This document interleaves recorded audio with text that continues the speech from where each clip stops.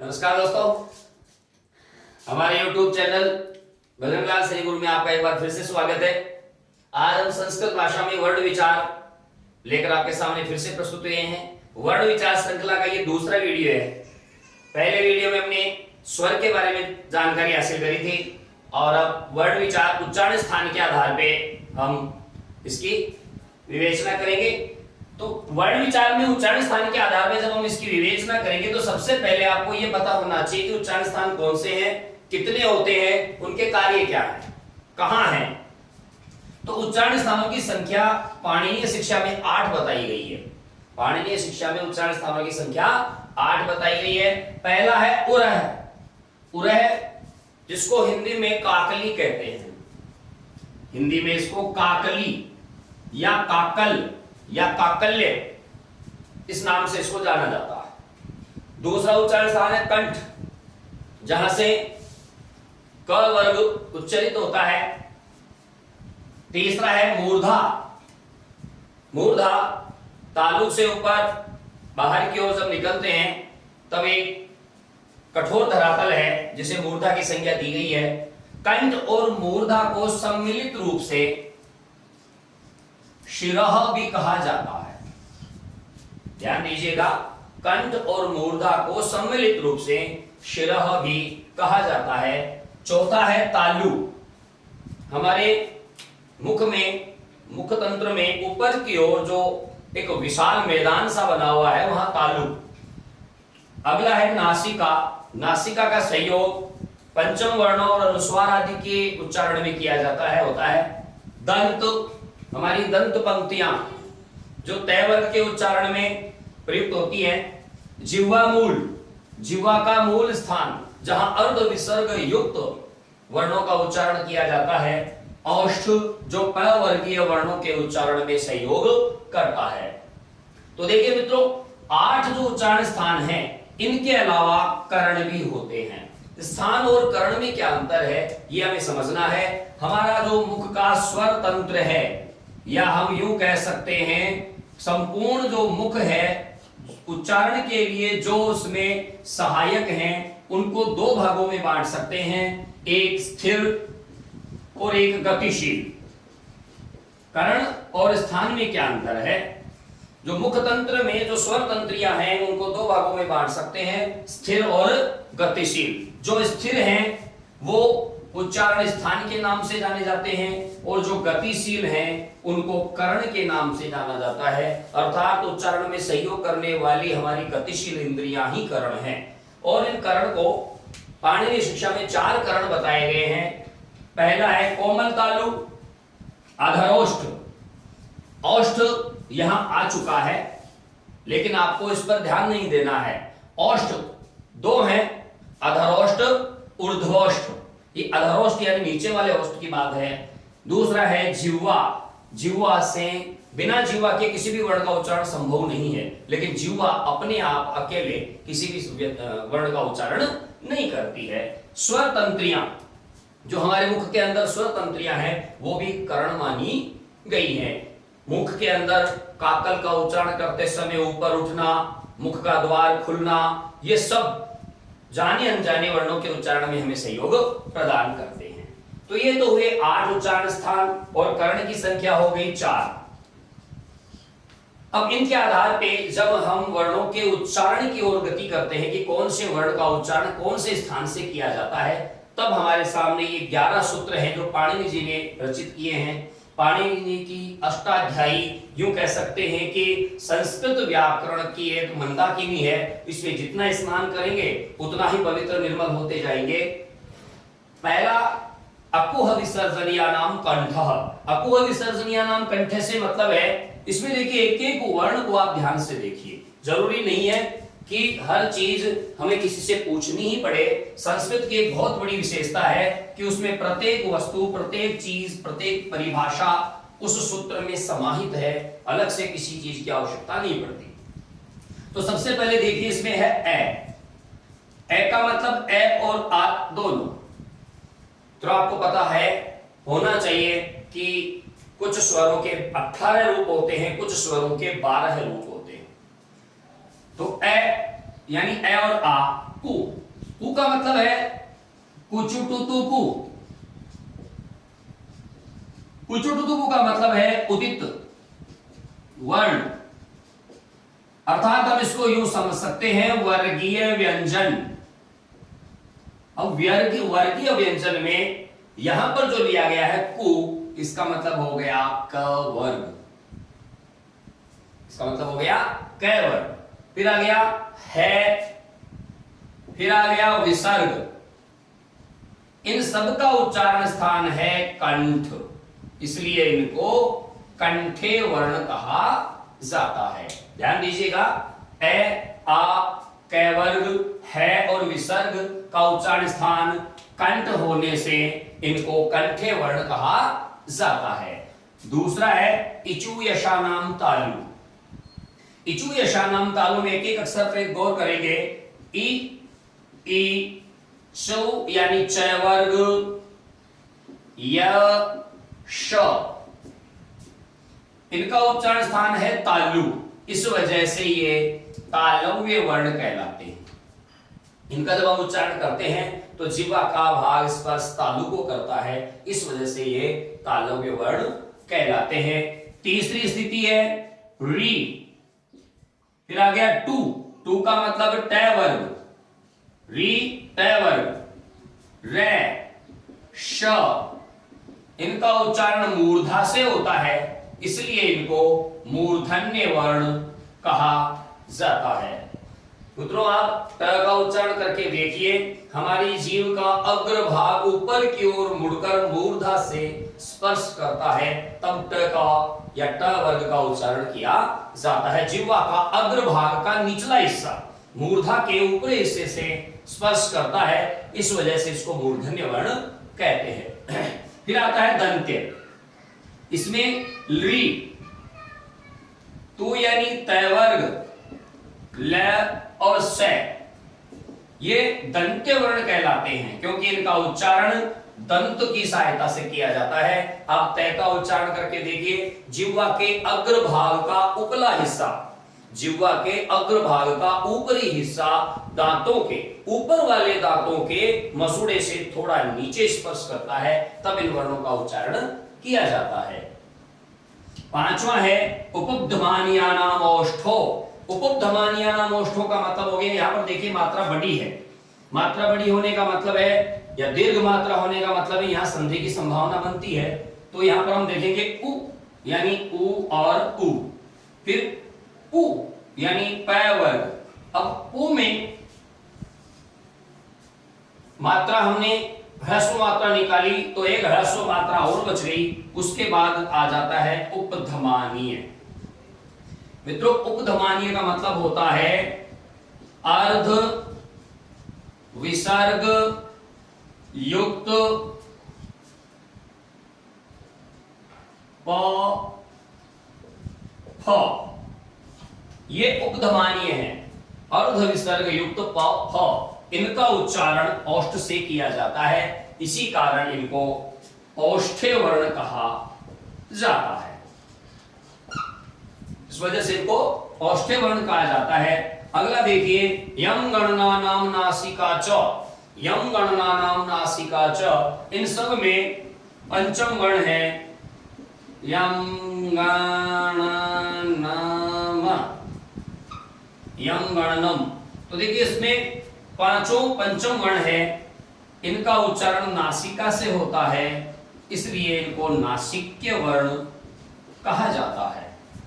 फिर है सातवें क्रम पर ऐ दे तो कंठ तालु, ए और ऐ, इनका उच्चारण कंठ तालु से किया जाता है, इसलिए इनको कंठ तालव्य वर्ण कहा जाता है। कैसे? देखिए इसमें दो उच्चारण स्थान हो गए। कई बार ऐसा प्रश्न पूछ लिया जाए कि ऐसे कितने वर्ण हैं जो दो स्थानों से उच्चारित होते हैं, तो ऐसे वर्णों की संख्या 10 है, ऐसे वर्णों की संख्या 10 है, वो भी आपको बताऊंगा मैं। दो तो ये आपके सामने आई गए, एक कंठ और दूसरा तालु। क्यों? क्योंकि जब आप ए का वर्ण विश्लेषण करेंगे तो उसमें आप पाएंगे कि ए में ई मिलने से ए बना है, ए का कंठ और ई का तालु, इस वजह से ये कंठ तालव्य वर्ण कहलाते हैं। अगला देखिए ओदोतो कंठोष्ठम। ओदोतो मतलब ओ औ, उच्चारण हो रहा है कंठोष्ठ, कंठ और ओष्ठ से, तो ये हो गए कंठोष्ठ वर्ण, मतलब 2 और 2 4, 4 वर्ण आपके सामने आ चुके हैं जिनका उच्चारण 2 स्थानों से होता है। कैसे? जैसे मान लीजिए अ और उ मिलकर बन गया ओ, तो ए का कंठ, उ का ओष्ठ, तो 2 उच्चारण स्थान हो गए इसमें भी। तो कितने हो गए? 4 5 6 7 8 1 9, क्योंकि ये नासिका से भी है, पै वर्ग में आ गया मैं, तै वर्ग में आ गया न, टै वर्ग में ण, चै वर्ग में य और कै वर्ग में ग। 5 और 4 9 वर्ण हो चुके हैं जिनका उच्चारण स्थान 1 से अधिक है, यानी 2 उच्चारण स्थान हैं। अगला देखिए वकारस्य दंतोष्ठम, वह का उच्चारण स्थान दंतोष्ठ है, इसलिए इनको दंतोष्ठे वर्ण कहते हैं। तो मित्रों ये 10वां वर्ण है जिसका उच्चारण दंत और ओष्ठ के सम्मिलित संयोग से होता है। तो ऐसे वर्ण जिनका उच्चारण 2 उच्चारण स्थानों से होता है उनकी संख्या हो गई 10। 5 तो पंचम वर्ण ए ऐ ओ औ और व, ये 10 वर्ण हैं जिनका उच्चारण 1 से अधिक उच्चारण स्थानों से होता है। 10वां है जिह्वा मूल्यस्य जिह्वा मूलम। तो देखिए जिह्वा मूल्य, और जिह्वा मूल्य कौन है? अर्ध विसर्ग युक्त क ख, ये जिह्वा मूल्य वर्ण है, जिह्वा की जड़ से इनका उच्चारण किया जाता है। फिर अंतिम है नासिका अनुस्वारस्य, एक ध्वनि है जिसका नाम है अनुस्वार, इसका उच्चारण भी नासिका से होता है, इस वजह से अनुस्वार को भी नासिक के वर्ण कहा जाता है। अब मित्रों एक बार आप आसानी से सावधानी से इसको समझने की चेष्टा कीजिए। वर्ण विचार में उच्चारण स्थान हो जाते हैं 8। उरः है, कंठ है, मूर्धा, तालु, नासिका, दंत, जिह्वा मूल और ओष्ठ, ये 8 उच्चारण स्थान हैं। इनका सहयोग करने के लिए 4 कर्ण हैं। 4 कर्ण कौन कौन से? कोमल, तालु, अधरोष्ठ, जिह्वा और स्वर तंत्री। अब उच्चारण स्थानों का सबका अलग अलग इसमें आ जाता है। अकुह विसर्जनीयानाम कंठः, इचुयशानाम तालु, ऋटुरसानाम मूर्धा, ऋतुरसानाम दंता, उब्धमानीयानाम ओष्ठो, यम गणानाम नासिका च, ऐदेतो कंठ तालु, दोतो कंठोष्ठम, वकारस्य दंतोष्ठम, जिह्वा मूल्यस्य जिह्वा मूलम, नासिकानुस्वारस्य। तो इस प्रकार से 11 जो सूत्र हैं इसमें संपूर्ण उच्चारण स्थान निबद्ध हैं, छुपे हुए हैं, बंधे हुए हैं। तो इसको हम स्क्रीनशॉट आप ले सकते हैं ताकि याद रहे और फिर से इसको देख सकें। इसके बाद हम चर्चा करेंगे इसी की एक अलग कैटेगराइजेशन करते हैं तालिका बनाकर, जिसमें ये चीजें एक जगह इकट्ठी हो जाए, अव्यवस्थित न होकर व्यवस्थित तरीके से। मित्रों जो उच्चारण स्थान है या उच्चारण स्थान के आधार पे संस्कृत में जो वर्णों का वर्गीकरण है वो मैंने आपके सामने प्रस्तुत किया है। उसको छोटा सा एक व्यवस्थित तरीके से आपको और बताता हूं। जैसे कंठ्य, तालव्य, मूर्धन्य, दंत्य, औष्ठ्य, नासिक्य,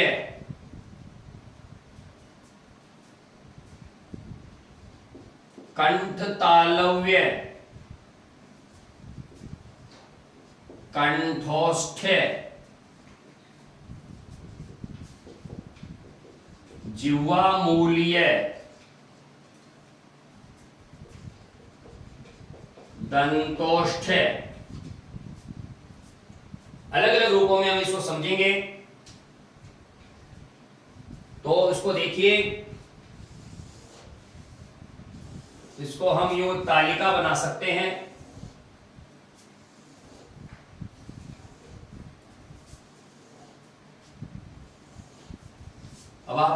ध्यान रखना है कौन सा वर्ण कहां आ रहा है।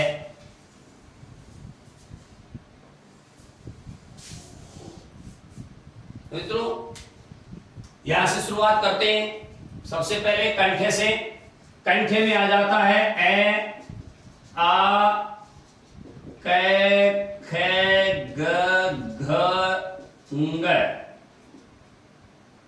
और है विसर्ग। विसर्ग को लिख ही देता हूं मैं, विसर्ग ये आ जाते हैं कंठे में। तालव्य की जब बात करते हैं तो ई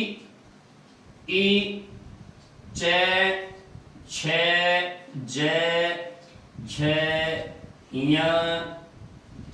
य और श ये तालव्य वर्ण है। मूर्धन्य रे ट थ ड ध ण र श ये मूर्धन्य। दंत्य में री त थ द ध न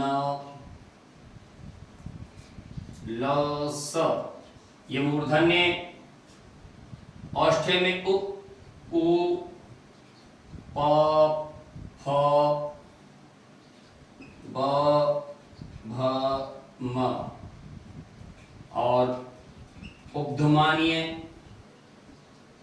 और फ। नासिक्य में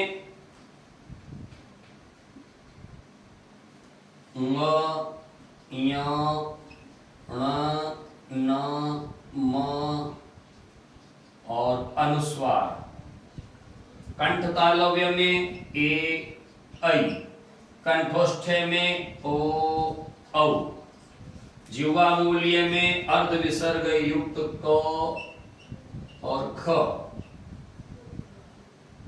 दंतोष्ठ्य में व। इस प्रकार से इस तालिका को जब हम पूरा करते हैं तो ध्यान दीजिए कितने वर्ण हो जाते हैं। क वर्ग च ये पांचों वर्ग आ गए 25, 26, 27, 28, 29, 30, 31, 32, 33, 34, 35, 36, 37, 38, 39, 40,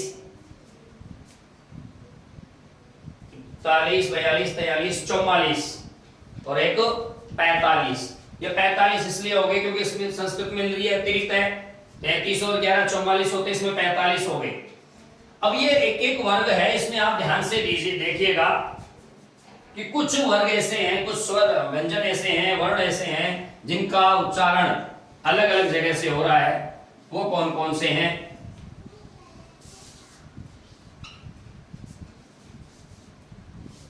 जैसे कंठ प्लस औष्ठ। कंठ प्लस औष्ठ से आ गया ओ औ, ये हो गए 2। कंठ प्लस तालु, इसमें आ गया ए ऐ, ये भी 2। नासिका प्लस कंठ, नासिका प्लस कंठ और नासिका और कंठ से उच्चारित हो गया अंग। नासिका प्लस तालु, इससे उच्चारित हो गया य। नासिका प्लस मूर्धा, इससे उच्चारित हो गया ण। नासिका प्लस दंत, इससे उच्चारित हो गया न। नासिका प्लस औष्ठ, इससे उच्चारित हो गया म। दंत प्लस औष्ठ, इससे उच्चारित हो गया व। तो इसको गिनते हैं तो कितने वर्ण हो जाते हैं? जिन वर्णों का उच्चारण एक से अधिक स्थान से होता है तो कितने हो जाते हैं? 2, 2, 4, 5, 6, 7, 8, 9, 10। कुल मिलाकर 10 वर्ण ऐसे हैं जो 2 उच्चारण स्थानों से उच्चारित होते हैं।